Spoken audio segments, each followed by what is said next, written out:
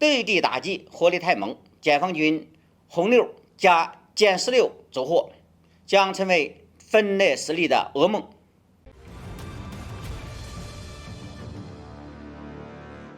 各位网友，大家好，欢迎来到评估，我是易评估。说起中国空军，你第一个想起的是什么？歼20。对的，现在歼20是中国空军的王牌，承担着多起战场指挥权的重任。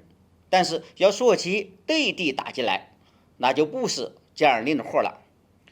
在此次的锁台军事行动中，歼20虽然不时也有亮相，但是更多的封锁任务落在了其他战机的身上。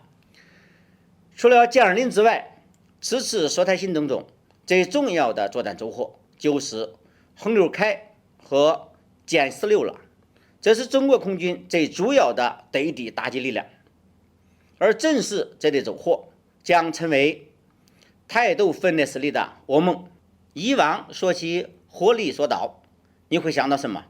当然是火箭军了。不过火箭军毕竟不能当作万金油来用，因为地地导弹价格昂贵，数量终归有限，必须节省着点用。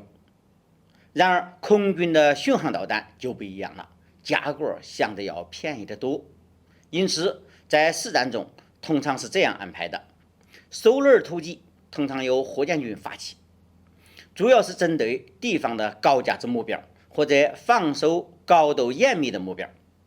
然后就是空军使用巡航导弹对各类战术目标进行打击，比如敌方的防空导弹阵地、机场机库、桥梁、指挥所、兵力集结点等等。而轰六 K 就是执行此类任务的不二选择。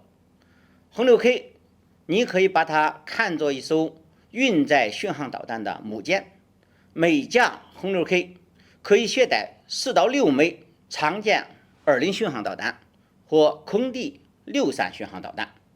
空地63巡航导弹于2004年投入使用，射程达200公里，可以打到台湾本岛所有的军事目标。而长歼20的性能就更为出色，其最小的射程都能超过了2400公里，不仅台岛全境都在其打击范围之内，冲绳列岛也都在打击范围之内。美军想要依托第一岛链的军事基地或岛屿来干涉台湾问题的话，必然会遭到火箭军或空军的双重导弹火力打击。也就是说，美军想要肆无忌惮、毫发无损的发动干涉战争的年代已经一去不复返了。歼16与美国空军的 F-15E 非常相似，是一种可靠的战斗轰炸机。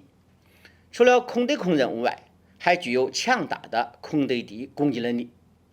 歼16可以携带反辐射导弹或空地导弹，打击压制岛内的雷达或防空武器系统，还可以携带激光制导炸弹，打击对方陆军的战术目标。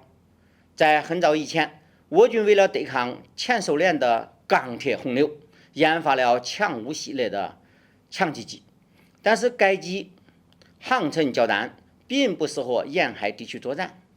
后来我军又研发了歼轰器系列的战斗轰炸机，初步解决了对地支援的难题。但是随着技术的进步，歼轰器也不能完全满足我军的作战需求了，这才有了歼16。与以往的强击机相比，歼16可以同时完成对地打击和制空作战任务。它既可以保护轰六的安全，又能协助轰六进行对地打击，彻底实现远程精确打击。这才是中国空军近些年来取得的实质性的进步。轰六和歼16能对地作战，对海也不是问题。他们可以击沉所有想要靠近台岛的舰船，从而彻底切断台岛的外援。